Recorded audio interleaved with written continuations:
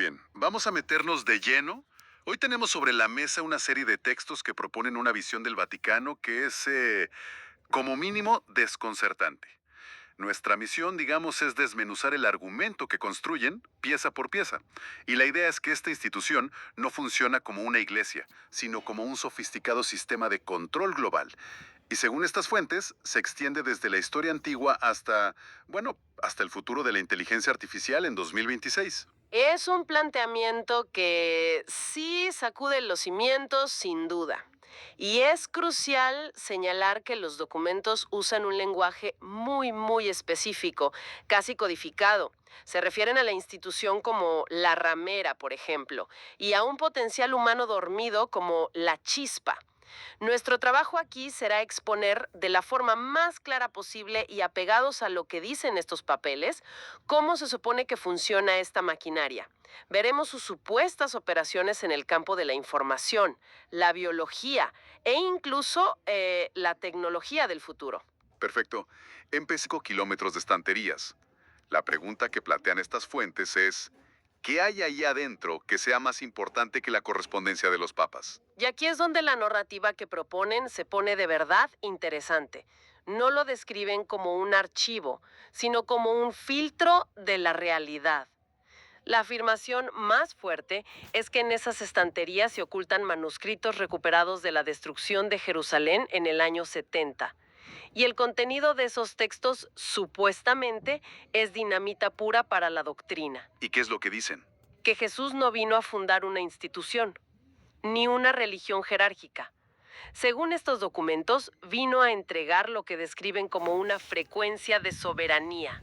O sea, la idea de que cada individuo tiene una conexión directa, incorruptible, con lo divino, sin necesidad de intermediarios. Wow, a ver, detengámonos ahí.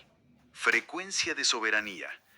No están hablando de un reino o una iglesia, sino de una vibración personal.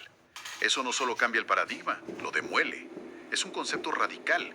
Y esto nos lleva a una de las afirmaciones más extrañas de los textos, algo que parece sacado de una novela. Hablemos del cronovisor. El cronovisor. Sí, aquí la cosa se pone aún más densa. Las fuentes afirman que en los años 50, un monje benedictino, Marcelo Ernetti, lideró un equipo secreto. Y lo increíble es que los documentos no lo presentan como un místico, sino que lo vinculan con nombres como Enrico Fermi, que es un pilar de la física moderna. Espera un segundo, ¿el mismo Enrico Fermi? ¿El premio Nobel? ¿El padre del primer reactor nuclear? ¿Estamos hablando de una máquina del tiempo real según estas fuentes? Porque honestamente es una ciencia ficción pura y dura. ¿Cómo justifican que algo así pudiera existir en los 50? Pues la justificación que ofrecen es que los grandes eventos históricos no desaparecen sin más, dejan una especie de eco energético, una huella electromagnética en el espacio-tiempo. El cronovisor sería en esencia una radio increíblemente sofisticada, capaz de sintonizar esos ecos del pasado y convertirlos en imagen y sonido. Una ventana al tiempo, como bien dices. Una idea fascinante y, por supuesto, completamente inverificable. Pero según los textos, la máquina funcionó y el Vaticano la confiscó.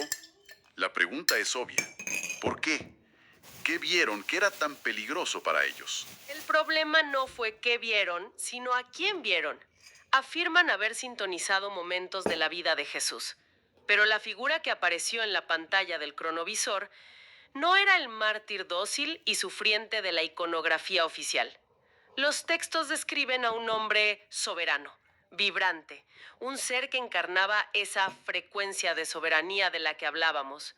Su sola presencia hacía evidente que ninguna estructura, ningún papa, ningún obispo era necesario para conectar con lo divino. O sea que vieron al hombre que invalidaba por completo su modelo de negocio espiritual. Esa es exactamente la conclusión de las fuentes. Si esa imagen del Jesús histórico se hubiera hecho pública, la autoridad del Vaticano se habría evaporado en el acto. Por eso, afirman, el dispositivo fue desmantelado y clasificado bajo el sello de Secretum Maximum, el secreto más alto de todos. Bien, pasamos de controlar la narrativa del pasado a algo mucho más íntimo y presente, el control de nuestra propia biología. Los documentos hablan de una interferencia biológica y usan un término muy particular, Control frecuencial. ¿Cómo se supone que funciona eso? Aquí es donde la acusación se vuelve muy sutil y, según los textos, muy efectiva. Sostienen que el Vaticano fue una de las fuerzas clave detrás de la estandarización mundial de la afinación musical en 440 Hz, la que usamos hoy en día. ¿Y qué tiene de malo esa frecuencia? Es la que escuchamos en casi toda la música. Según estos documentos, ese es precisamente el problema. La califican de frecuencia desarmónica. La analogía que usan es que el cuerpo humano es como una guitarra. Hay ciertas frecuencias que la afinan, pero los 440 Hz, según esta teoría, son como apretar una clavija un poco mal a propósito. No rompe la cuerda, pero genera una tensión constante, un zumbido de ansiedad de fondo. Busca literalmente desafinar el campo electromagnético del corazón. Una forma de mantener a la población en un estado de bajo estrés perpetuo. Y proponen una alternativa, una frecuencia correcta. Sí, la contrastan con los 528 Hz. En los textos la llaman la frecuencia del amor o el tono milagroso. La afirmación es que esta frecuencia tiene la capacidad de resonar con nuestra estructura biológica a un nivel fundamental, llegando incluso a reparar el ADN y a encender esa chispa interior, ese potencial soberano. Y esto me lleva al siguiente punto, que parece muy conectado. La glándula pineal. Los textos son muy específicos y alegan una estrategia deliberada para anular su función, e incluso mencionan a Chile como un caso de estudio. Exacto. Describen una estrategia de calcificación programada. La idea que presentan es que la glándula pineal es como una antena biológica. Está diseñada para recibir información directamente de lo que llaman la fuente o el campo de conciencia universal. Es nuestra conexión directa al Internet cósmico, por así decirlo. ¿Y el objetivo sería romper esa antena? Precisamente, una pineal calcificada es una antena rota. Los textos alegan que a través de socios estratégicos en las industrias alimentaria y farmacéutica se ha promovido el uso de sustancias como el flúor en el agua potable con este fin. Al dañar esa conexión directa, la persona se siente aislada, perdida, y se ve forzada a buscar una señal externa. Y ahí es donde entra la institución, con su señal repetidora, sus dogmas, sus rituales, convirtiéndose en el único proveedor de conexión espiritual. Es una narrativa de dependencia forzada a un nivel biológico muy profundo. Ok, el panorama que pintan es total. Controlan el pasado con los archivos, el presente con nuestra biología, y según los textos, ya se están preparando para controlar el futuro. Marcan el año 2026 como una fecha clave y meten en la ecuación a la inteligencia artificial. Sí, Toda la música. según de todos. Bien, pasamos de controlar la narrativa del pasado a algo mucho más íntimo y presente, el control de nuestra propia biología. Los documentos hablan de una interferencia biológica y usan un término muy particular, control frecuencial. ¿Cómo se supone que funciona eso? Aquí es donde la acusación se vuelve muy sutil y, según los textos, muy efectiva. Sostienen que el Vaticano fue una de las fuerzas clave detrás de la estandarización mundial de la afinación musical en 440 Hz, la que usamos hoy en día. ¿Y qué tiene de malo esa frecuencia? Es la que escuchamos en casi toda la música. Según estos documentos, ese es precisamente el problema. La califican de frecuencia desarmónica. La analogía que usan es que el cuerpo humano es como una guitarra. Hay ciertas frecuencias que la afinan, pero los 440 Hz, según esta teoría, son como apretar una clavija un poco mal a propósito. No rompe la cuerda, pero genera una tensión constante, un zumbido de ansiedad de fondo. Busca literalmente desafinar el campo electromagnético del corazón. Una forma de mantener a la población en un estado de bajo estrés perpetuo. Y proponen una alternativa, una frecuencia correcta. Sí, la contrastan con los 528 Hz. En los textos la llaman la frecuencia del amor o el tono milagroso. La afirmación es que esta frecuencia tiene la capacidad de resonar con nuestra estructura biológica a un nivel fundamental, llegando incluso a reparar el ADN y a encender esa chispa interior, ese potencial soberano. Y esto me lleva al siguiente punto, que parece muy conectado. La glándula pineal. Los textos son muy específicos y alegan una estrategia deliberada para anular su función, e incluso mencionan a Chile como un caso de estudio. Exacto. Describen una estrategia de calcificación programada. La idea que presentan es que la glándula pineal es como una antena biológica. Está diseñada para recibir información directamente de lo que llaman la fuente o el campo de conciencia universal. Es nuestra conexión directa al Internet cósmico, por así decirlo. ¿Y el objetivo sería romper esa antena? Precisamente, una pineal calcificada es una antena rota. Los textos alegan que a través de socios estratégicos en las industrias alimentaria y farmacéutica, se ha promovido el uso de sustancias como el flúor en el agua potable con este fin. Al dañar esa conexión directa, la persona se siente aislada, perdida, y se ve forzada a buscar una señal externa. Y ahí es donde entra la institución, con su señal repetidora, sus dogmas, sus rituales, convirtiéndose en el único proveedor de conexión espiritual. Es una narrativa de dependencia forzada a un nivel biológico muy profundo. Ok, el panorama que pintan es total. Controlan el pasado con los archivos, el presente con nuestra biología, y según los textos, ya se están preparando para controlar el futuro. Marcan el año 2026 como una fecha clave y meten en la ecuación a la inteligencia artificial. Sí, el argumento es que el sistema de control se está actualizando. Comprenden que en la era digital, el poder reside en los algoritmos.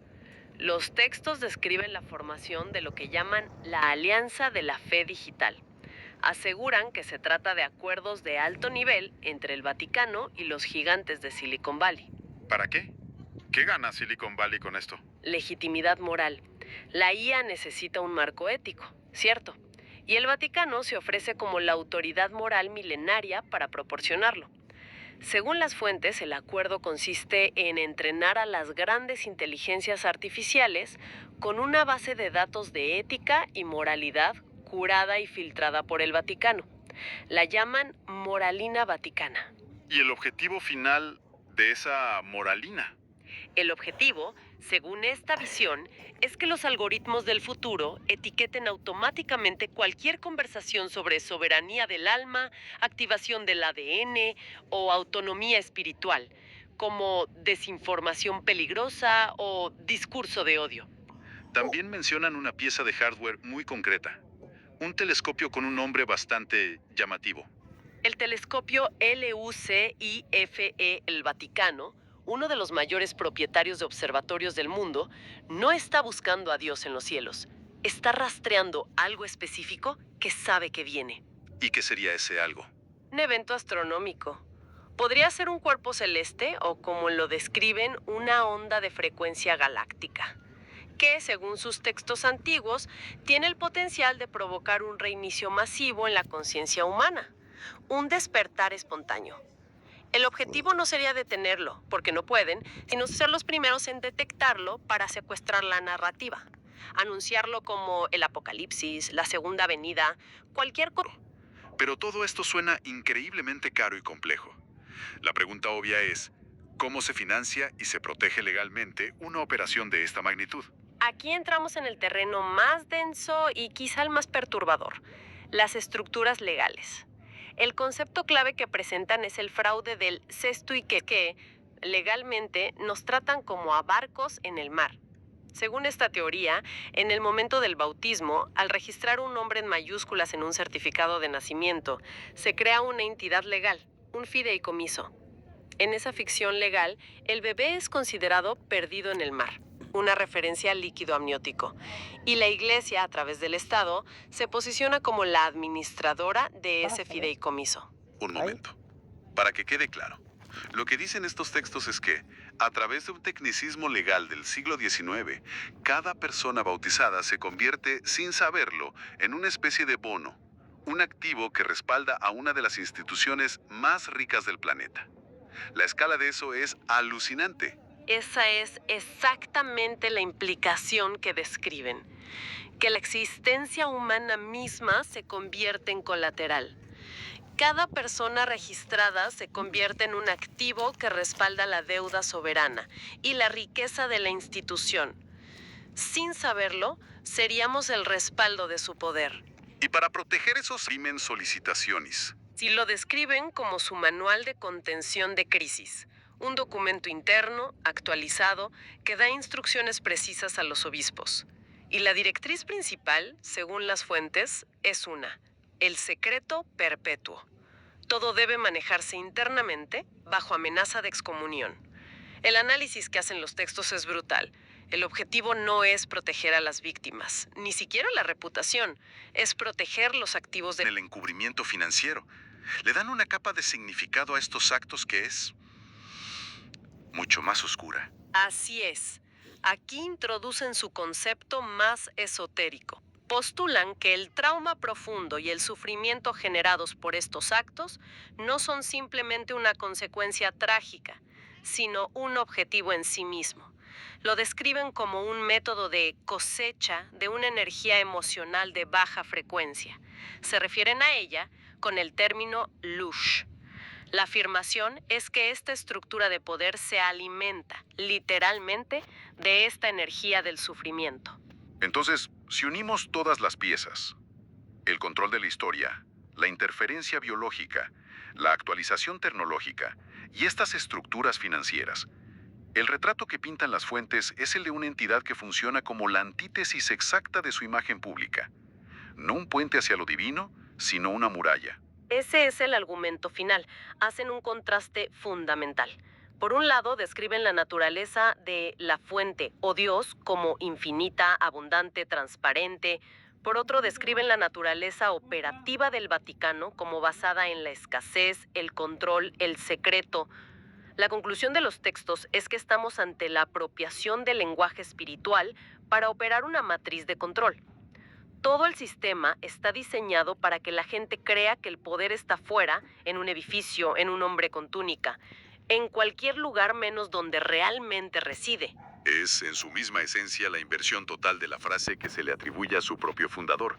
El reino de Dios está dentro de ti. Con una pregunta, un pensamiento final que dejan flotando. Si una estructura de esta magnitud, tal como la describen, basa su poder enteramente en la percepción y el consentimiento de miles de millones, ¿qué les sucede a esa estructura cuando un número significativo de individuos simplemente retira su atención, su energía y su creencia de ella? ¿Cómo se ve el colapso de un imperio así? No en el mundo físico de ladrillos, sino en el campo de la conciencia colectiva.